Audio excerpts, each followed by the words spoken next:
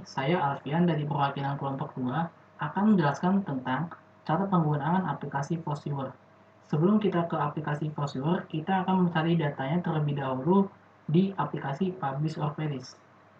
Di sini kalian bisa mencari datanya via Google Scholar, PubMed, Microsoft Academic, Scopus, Web of Science, dan lain-lain. Di sini saya akan mencari datanya via Google Scholar karena Google Scholar adalah aplikasi pencari jurnal yang paling banyak digunakan oleh para peneliti. Di sini saya akan melalui Google Scholar. Nah, di sini kalian bisa mencarinya via autorsnya atau via tempat jurnalnya itu di mana, atau bisa dari judul artikelnya atau kata kunci variabelnya. Di sini saya akan mencari dengan kata kunci variabelnya. Misal collaborative learning.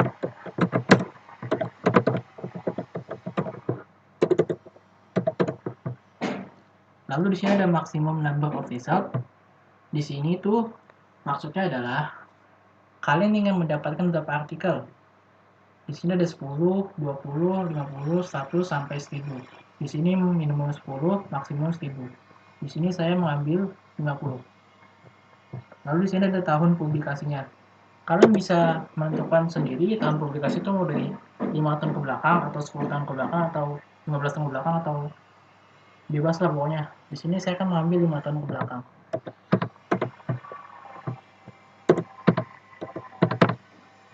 Lalu kalian klik search. Dan di sini sudah tertampil artikel yang telah kalian search tadi dengan publish or perish. Lalu kalian bisa save result. Dan di sini ada beberapa pilihan tipe file, ada RIS, EndNote, CSV, BibTeX, dan yang lain-lain. Berhubung di Foursquare itu tipe file adalah RIS, kita pilih RIS. Tapi kalau kalian ingin membuka di Excel, kalian bisa pilih CSV.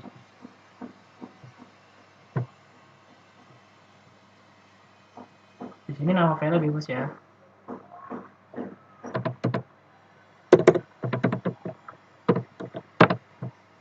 Lalu klik save. Selanjutnya kita ke aplikasi Foursquare. Dan untuk membuka file yang telah kita save di POP tadi, kita bisa klik create, lalu pilih create a map based on text data, lalu klik next, lalu pilih read data from reference manager files,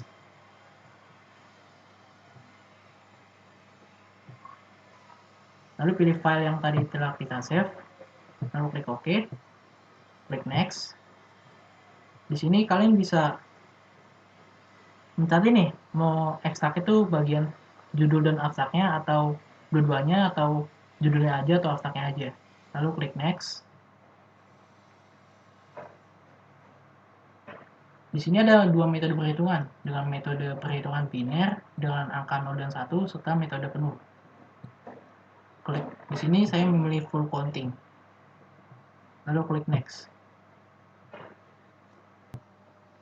Di menu ini kalian bisa memilih dalam sebuah artikel kan ada beberapa kata kunci yang kalian inginkan minimal. Semakin keywordnya dikit, semakin kecil, banyak artikel yang kalian temukan. Misal di sini ada 4, ada 20 artikel. 5 ada 11. Semakin tinggi semakin kecil. Karena tadi di POP-nya 50, saya memilih 3. Lalu klik next. Di menu ini kan ada 39 artikel yang akan kalian maksimalkan. Di sini kalian bisa mencari atau memilih artikel yang ingin kalian dapatkan. Di sini bisa 39 pas atau kurang dari 39. Di sini saya misalnya 37. Lalu klik next. Nah, di menu ini kalian bisa menseleksi dan mensortir variabel-variabel apa yang berkorelasi dengan variabel yang ingin kalian cari, agar variabel ini tidak kemana-mana.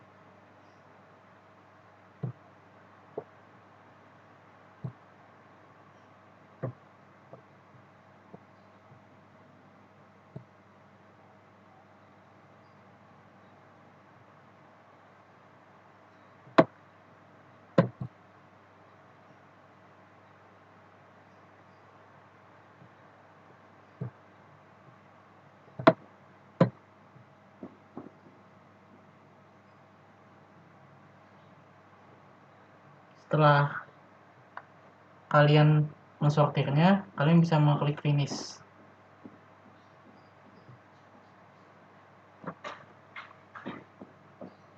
Maka hasilnya akan seperti ini. Post viewers ini digunakan untuk membaca data. Di dalam post viewers ada 3 visualisasi. Yang pertama network, yang kedua overlay, dan yang ketiga density. Nah, ketiga visualisasi ini memiliki fungsi yang berbeda-beda. Yang pertama dulu itu adalah network visualization. Nah, digunakan untuk melihat hubungan dari satu topik ke topik lainnya. Ini kan berbentuk seperti diagram ya, yang saling berhubungan. Nah, dari gambar data ini, bahwa kita lihat nih ada berapa banyak topik. Lihat di pojok bawah, item. Nah, berarti sebanyak 36 item. Untuk klasternya, itu kelompok-kelompoknya ada 6 warna. Nah, untuk hubungannya, ini kan saling terhubung ya. Learning dihubungkan dengan informasi, terus teknologi, aplikasi, research. Nah, itu kalau kita hitung, hubungan dari satu topik ke topik lainnya sebanyak 205. Nah, di dalam network visualisasi ini, semakin bulatannya semakin besar, artinya semakin sering dan banyak diteliti. Dan sebaliknya, jika bulatannya kecil, contohnya misalnya di situ. Nah, itu artinya paling belum banyak diteliti. Nah, untuk mencari gap-nya, kita cari yang paling kecil. Kenapa? Karena belum banyak orang yang neliti. Misalnya nih di sini, online collaborative learning. Nah, pernah dihubungkan dengan topik student, aplikasi, learning, ya kan? Nah, seperti itu. Jadi online collaborative learning disarankan cukup relevan untuk diteliti di sini karena belum begitu banyak yang diteliti. Untuk bentuk yang kedua itu overlay visualization. Nah, ini digunakan untuk membaca data, yaitu mencari data yang paling terbaru dan yang paling lama diteliti. Nah, di dalam gambarnya itu kan di pojok kanan bawah ada diagram waktu dari 2017 sampai 2018. Nah, untuk warna yang paling terang artinya semakin terbaru. Kalau warnanya mendekati ungu dan biru artinya udah sekitar tahun 2017, sudah paling lawas. Nah, di sini untuk mencari gap-nya, kita cari yang warnanya paling terang. Kenapa? Karena mencari yang terbaru, yang mendekati 2021. Nah, contohnya misalnya di sini nih. Kita ambil topik yang progress.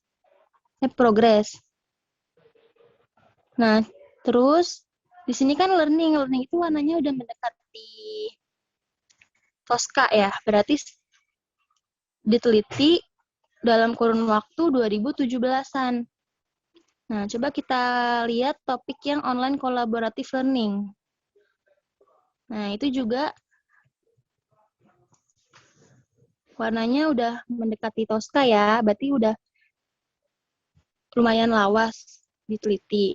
Nah, tapi kita bisa ngambil topik online collaborative learning jika dihubungkan dengan aplikasi. Kenapa? Karena collaborative learning, jika kita ambil topiknya yang dihubungkan dengan aplikasi, nah aplikasi itu kan paling terbaru. Topik yang terbaru diteliti. Jadi, jika ambil topik antara online collaborative learning dihubungkan dengan aplikasi, itu cukup relevan di tahun 2021. Gitu. Masih relevan. Dibanding ngambil judul dengan online collaborative learning dihubungkan dengan misalnya student, itu kan udah lumayan lawas gitu. Jadi disarankan ambil yang dihubungkan dengan aplikasi.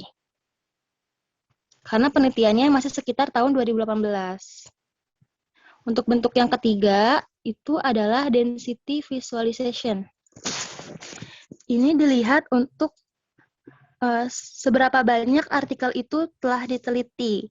Jadi jika warnanya semakin kuning, itu artinya udah banyak diteliti. Jika warnanya semakin redup, artinya belum banyak diteliti. Jadi dalam mencari gap-nya adalah cari yang redup. Nah, tadi kan kita udah ngambil topik online collaborative learning dengan aplikasi. Nah, kita lihat di visualisasi yang ketiga ini, bahwa topik kita yang online collaborative learning dihubungkan dengan aplikasi itu belum banyak diteliti. Jadi disarankan bisa mengambil topik ini. Tuh. Dan sudah relevan di tahun 2021 karena terbaru.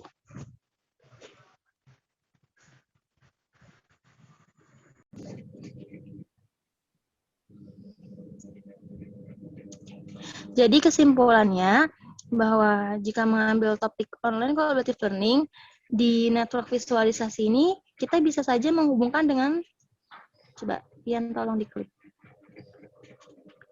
Nah, misalnya kita ambil topik opportunity online collaborative learning, itu bisa aja. Kenapa? Karena itu belum begitu banyak orang yang neliti.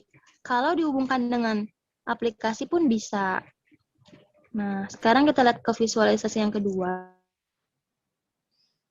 Nah, tadi pilihannya kan bisa opportunity, online collaborative learning, atau online collaborative learning dihubungkan dengan application kan. Nah, kalau kita ambil judulnya opportunity online collaborative learning, itu udah terlalu lawas. Karena ditelitinya 2017 ke bawah. Jadi disarankan itu yang terbaru banget diteliti adalah online collaborative learning yang dihubungkan dengan aplikasi. Gitu. Karena di masa sekarang ini kan di masa pandemi. Jadi penelitian yang terbaru pun tentang secara online, pembelajaran secara online yang dihubungkan dengan aplikasi. Gitu. Penelitian terbarunya di atas 2018 karena warnanya kan kuning. Kuning terang, mendekati kuning. Seperti itu. Jadi kalau misalkan diambil tahun 2021 dengan topik tersebut cukup relevan dan tidak terlalu usang gitu, dan tidak terlalu banyak juga yang diteliti. Belum banyak orang yang neliti. Seperti itu, kurang lebih.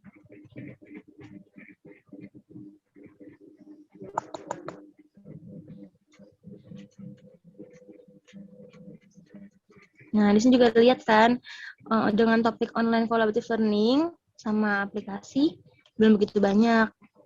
Tapi kalau ngambilnya opportunity, itu warnanya udah terlalu redup dan udah di bawah tahun 2017.